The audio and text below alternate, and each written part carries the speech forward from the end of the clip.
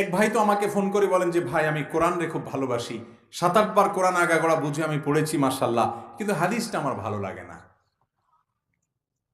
তাহলে আমি তাকে প্রশ্ন করলাম, ভাই আপনি যে কোরআন পেয়েছেন এটা কিভাবে পেয়েছেন, কোত্থেকে পেয়েছেন?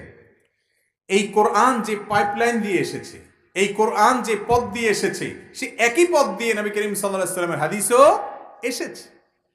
হাদিসের যে মহা বিশাল বড় ভান্ডার আছে, এই ভান্ডারগুলো থেকে নবী করিম সাল্লাল্লাহু আলাইহি ওয়াসাল্লামের হাদিসের নামে কোনো জাল কথা আছে কিনা এটাকে পরখ করবার জন্য যে চালনি বানানো হয়েছে মুহাদ্দিসদের তরফ থেকে, একটি দুটি নয়, শত শত চালনি সেখানে স্থাপন করা হয়েছে।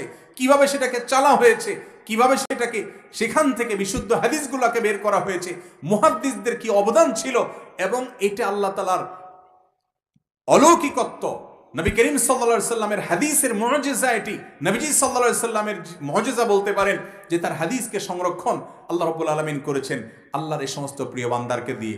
অলৌকিকভাবে এই সম্পর্কে যদি কেউ ন্যূনতম ধারণা অর্জন করার চেষ্টা করে যে হাদিস কিভাবে শুদ্ধ নিরূপণ হয়, কিভাবে এটাকে অ্যানালাইসিস করে মুহাদ্দিসগণ বের করেছেন, তাহলে সে হাদিসে রাসূলের বিরুদ্ধাচরণ করা, সুন্নাতের বিরুদ্ধাচরণ করার মতো দুঃসাহস কোনোদিন দেখাবে